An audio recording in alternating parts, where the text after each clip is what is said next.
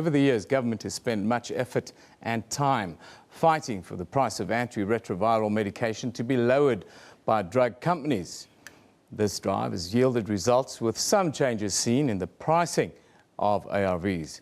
There are, however, the experts that believe the time is now to take the fight further and call for more local production of ARVs. It's no secret that many people living with HIV/AIDS struggle to access the chronic medication, while others simply cannot afford the life-saving drugs.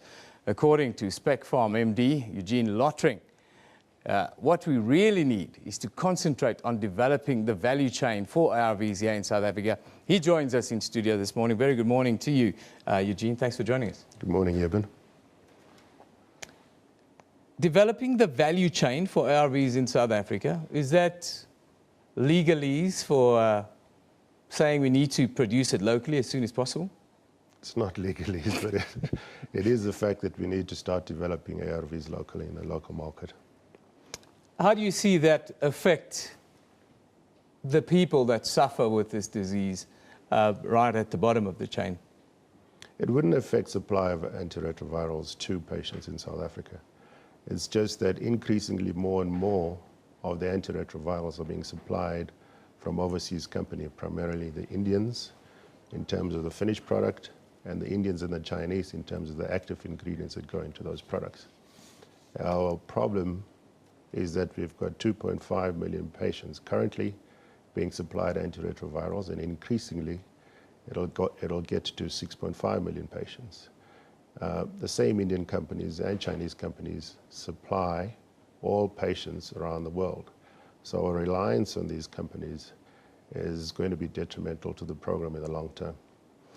The doomsayers always say, oh, we don't have the technology, we don't have the capability. How do we compare with companies that will be producing it now internationally? How does South Africa compare with it? South Africa has very strong capacity around formulation of the product. Where South Africa is probably lacking is in the active ingredients that go into the products. And over time, I think we've got to get both the active ingredients and the formulation capabilities to South Africa. The Indian companies and other companies internationally are very willing to assist South Africa to solve this problem.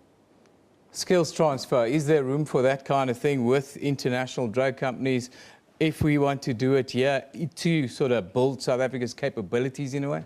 Yes, there is. It'll give an opportunity for students that are graduate students, pharmacy students, chemistry students at universities to be drawn into the program.